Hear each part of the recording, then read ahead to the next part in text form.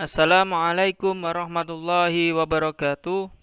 Anak-anakku sekalian, pada kesempatan video kali ini kita kembali pada mata pelajaran Akidah Akhlak kelas 10, di mana kita akan membahas materi tentang nafsu syahwat.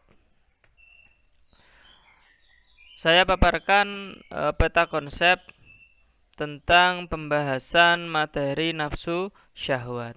Beberapa hal yang akan kita pelajari, yang pertama adalah pengertian, kemudian bahaya daripada nafsu syahwat, yang ketiga cara menundukkan nafsu syahwat.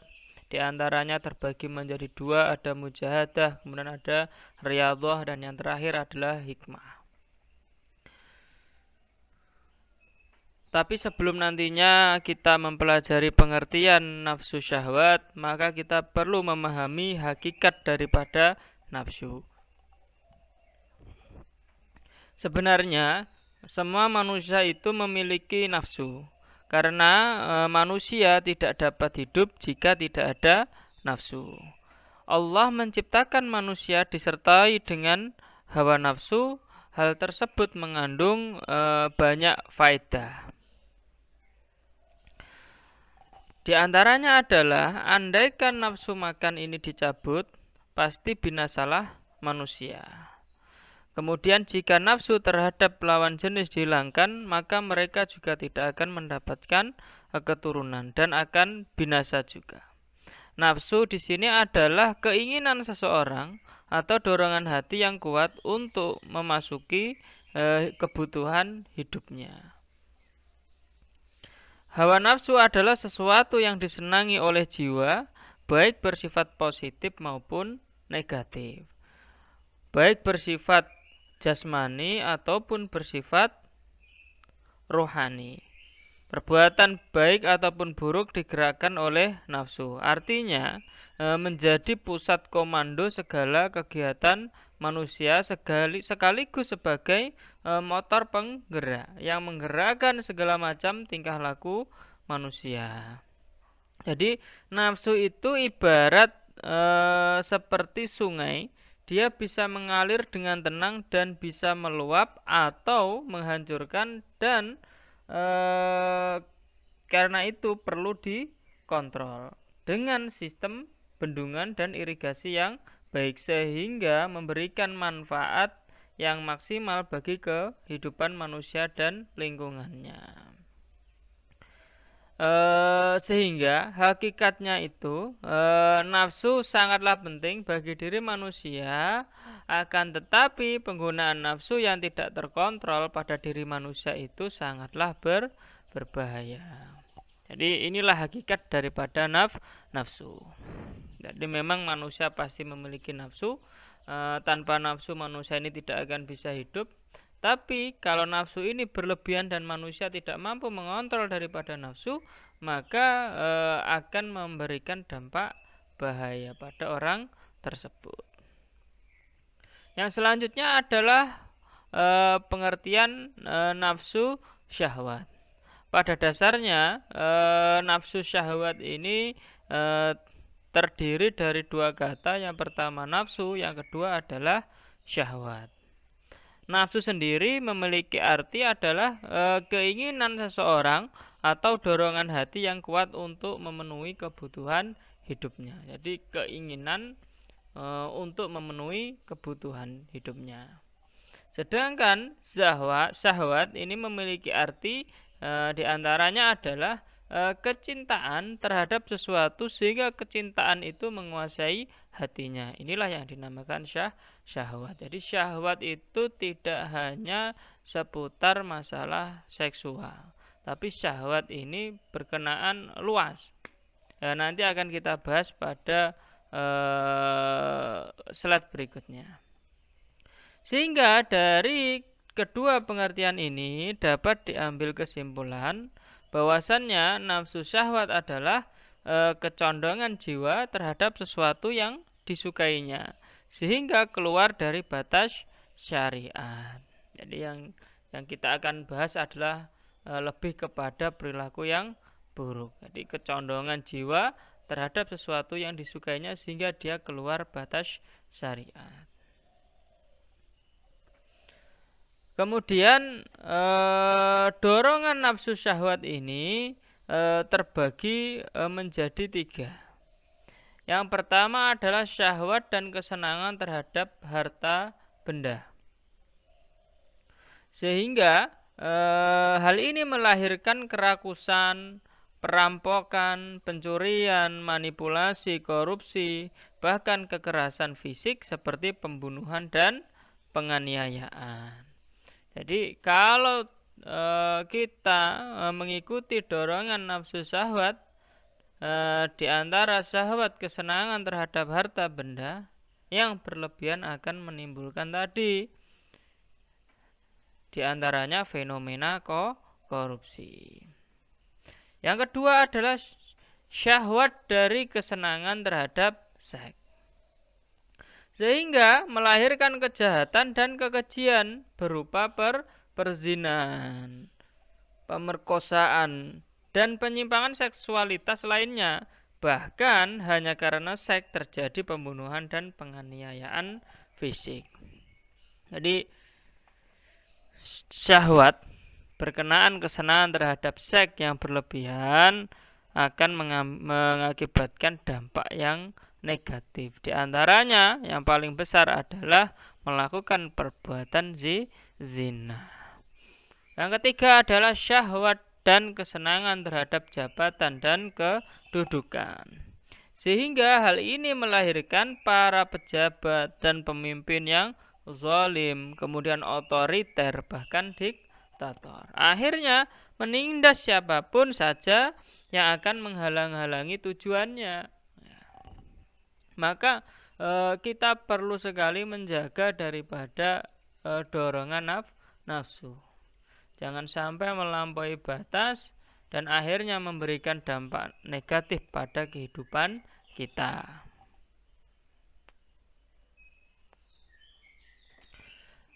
Yang selanjutnya adalah bahaya daripada menuruti nafsu syahwat.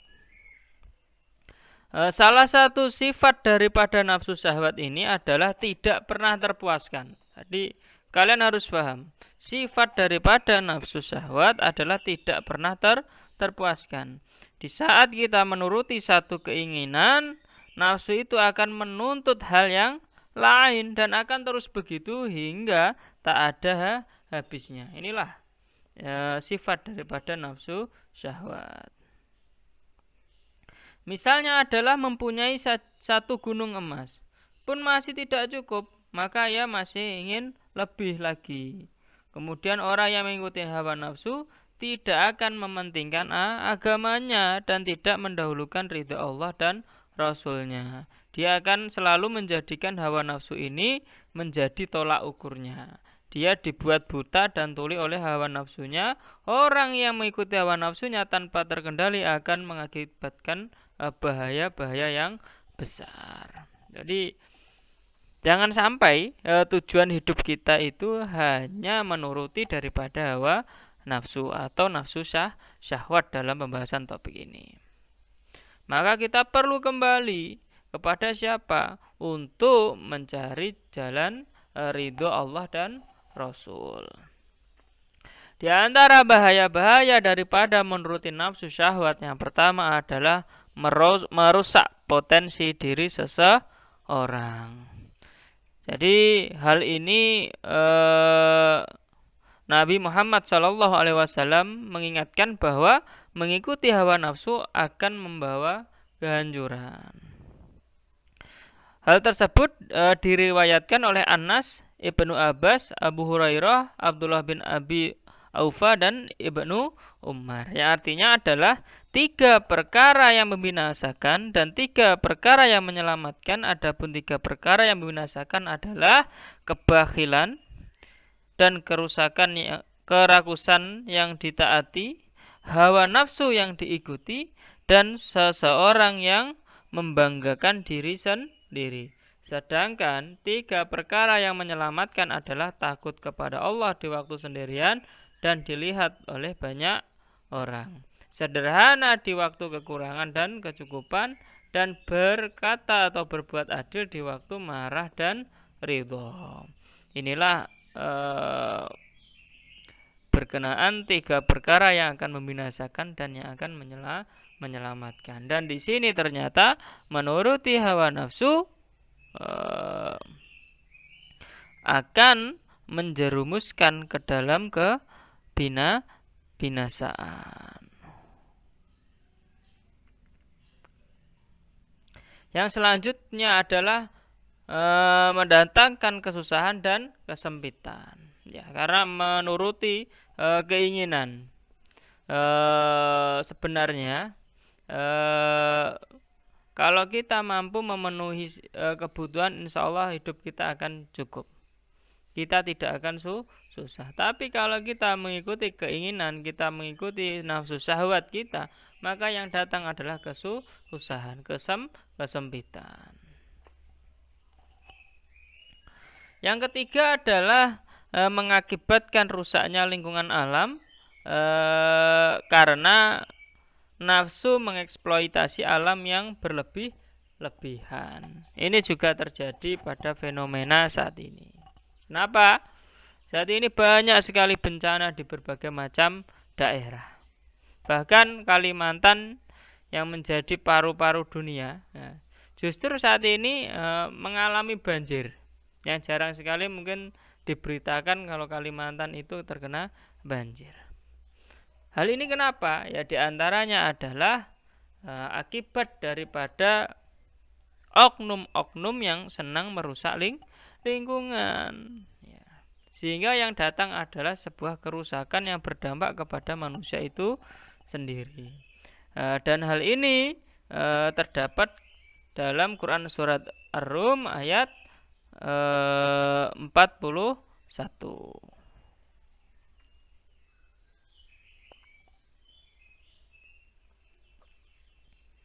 Yang keempat adalah melahirkan kerakusan, perampokan, pencurian, manipulasi, korupsi, bahkan kekerasan fisik seperti pembunuhan dan penganiayaan sebagai dampak menuruti syahwat harta. Tadi di slide sebelumnya saya sampaikan. Yang kelima adalah lahirnya para pejabat dan pemimpin zalim, otoriter, bahkan diktator. Yang keenam, dampak menuruti syahwat, kesenangan terhadap kelezatan makanan akan menimbulkan berbagai macam penyakit tubuh. Jadi sejatinya timbulnya sebuah penyakit pada tubuh kita adalah karena kurang mampunya diri kita untuk manajemen apa yang kita konsumsi. Contoh kecil saja, kita memiliki riwayat sebuah penyakit gula, maka kita harus mengurangi makanan yang mengandung gula, seperti itu. Yang ketujuh adalah nafsu akan mendorong manusia untuk berbuat jahat, melampiaskan syahwat, dan menentang ajaran agama. Apabila pelampiasan nafsu syahwat seks pada remaja akan menimbulkan dampak yang lebih berbahaya, di antaranya adalah putus sekolah, suramnya masa depan, kemudian perceraian, melahirkan anak terlantar, dan tumbuhnya generasi yang memerosotkan harkat dan martabat negara.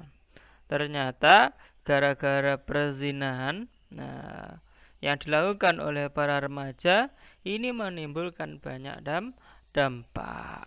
Maka saya ingatkan kepada kita semua, terkhusus kepada anak-anakku, maka perlulah kita menghindari yang namanya perilaku zina. Jauhilah, wala taqrabu zina. Yang selanjutnya adalah cara menundukkan nafsu syahwat. Bagaimana kita cara menundukkan nafsu syahwat? Suatu karunia sebenarnya nafsu itu. Tapi kalau berlebihan, kelewat batas, maka hal ini perlu diatur. Perlu dikelola. Dengan cara apa? Yang pertama adalah dengan meningkatkan takwa kepada Allah, dengan menerapi diri dengan rasa takut kepada Allah Subhanahu wa taala. Jadi nafsu ini bisa kemudian dikelola dengan baik. Dengan cara apa? Dengan cara kita senantiasa mengingat Allah dan meningkatkan ketakwaan. Jadi perbanyaklah berbuat amal soleh. Insya Allah dengan kebaikan-kebaikan itu akan mampu menundukkan daripada nafsu syahwat kita. Yang kedua adalah dengan cara mujahadah. Mujahadah di sini yang dimaksud seperti apa? Mujahadah yang dimaksud di sini adalah berusaha untuk melawan dan menundukkan kehendak hawa nafsu itu. Jadi mujahadah itu artinya adalah sungguh-sungguh. Jadi berasal dari kata al-jihad. Ya, mujahadah itu berasal dari kata al-jihad. Ya, artinya adalah berusaha dengan segala kesungguhan. Dalam Quran surat Al-Ankabut ayat 69 Allah berfirman, A'udzubillahi minasyaitonirrajim. Bismillahirrahmanirrahim. Walladzina jahadu fina lanahdiyannahum subulana wa innallaha lama'al muhsinin. Ya, artinya dan orang-orang yang berjihad untuk mencari keridhaan kami, benar-benar akan kami tunjukkan kepada mereka jalan-jalan kami. Dan sesungguhnya Allah benar-benar beserta orang-orang yang berbuat baik. Jadi mujahadah di sini adalah mujahadah melawan hawa nafsu. Dengan cara apa kita mujahadah melawan hawa nafsu? Hal ini dengan tiga cara. Yang pertama adalah takhalli. Takhalli itu artinya adalah mengosongkan diri dari sifat-sifat tercela. Yang kedua, tahalli. Tahalli itu apa? Menghiasi diri dengan sifat-sifat terpuji. Jadi yang pertama berusaha tidak melakukan perbuatan tercela. Yang kedua tahalli, yakni dengan cara menghiasi diri dengan perilaku terpuji. Yang ketiga adalah tajalli. Tajalli ini adalah tersingkapnya tabir yang menghalangi antara manusia dan Allah. Rasa dilihat dan diawasi oleh Allah, kerinduan hanya tertuju kepada Allah. Jadi tajalli ini tersingkapnya tabir yang menghalangi antara manusia dengan Allah. Jadi prinsipnya kalau kita beribadah itu seharusnya kita memiliki perasaan bahwasannya Allah itu melihat kita, sehingga apa yang kita lakukan, yang kita perbuat adalah berupaya untuk berbuat dengan sebaik mungkin dan semaksimal yang bisa kita lakukan.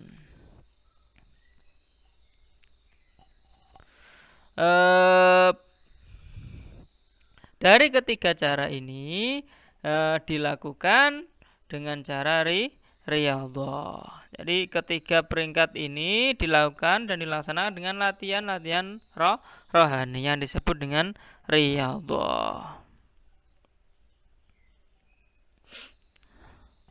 Latihan menundukkan hawa nafsu ini perlu dilaksanakan sedikit demi sedikit, tetapi istiqomah. Jadi yang penting kuncinya istiqomah. Selain itu hendaklah bermujahadah dalam beramal, bersungguh-sungguh. Perjuangan untuk melawan hawa nafsu tidaklah mudah. Imam Al-Ghazali dalam Raudhatul Talibin dia berkata bahwasannya berhati-hatilah kamu dengan hawa nafsu. Ia adalah musuh kita yang paling ketat dan yang paling sukar untuk dikalahkan. Jadi yang paling susah untuk dikalahkan adalah mengalahkan diri sendiri, yakni mengalahkan hawa nafsu.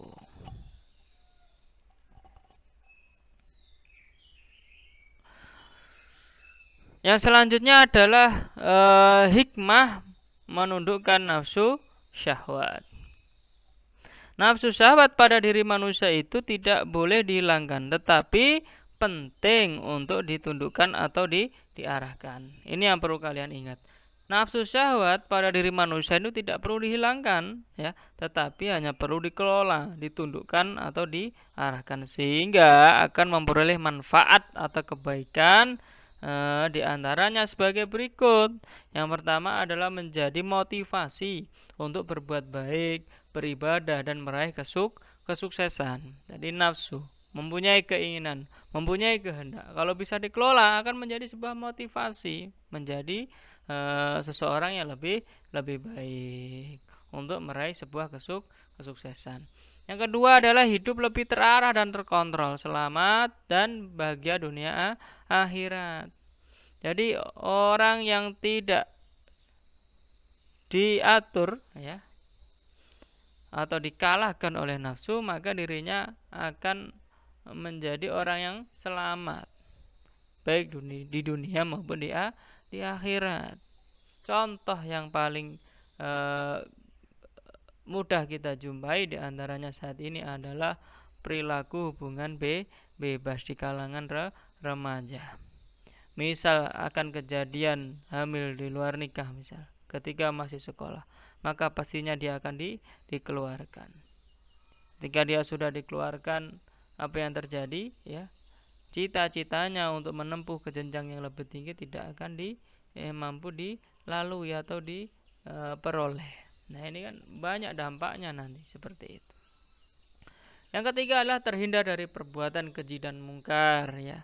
Karena dorongan-dorongan nafsu untuk melakukan perbuatan buruk, kalau kita mampu mengelola, kita akan selamat, terhindar dari perbuatan buruk.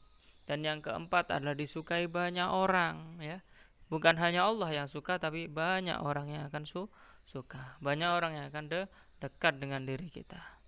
Jadi suka di sini dalam artian kehadiran kita itu dirindukan, dicari kalau tidak ada. Jadi khawatir saya kalau misal kehadiran diri kita itu tidak dicari. Bahkan yang paling berat itu kalau tidak diharapkan kehadiran itu paling buruk, ya, kalau seperti itu. Jadi demikian beberapa materi yang bisa saya sampaikan berkenaan nafsu dan syahwat. Mungkin pekan depan akan saya sampaikan materi tentang ghadab atau yang kita kenal dengan istilah marah. Nah, marah ini juga merupakan bentuk karunia Allah, ya, yang diberikan kepada manusia. Sudah memiliki yang namanya marah. Tapi marah itu juga perlu dikelola juga. Jadi materi ini akan kita bahas pada pertemuan berikutnya. Mungkin itu saja yang bisa saya sampaikan, kurang lebihnya mohon maaf. Wassalamualaikum warahmatullahi wabarakatuh.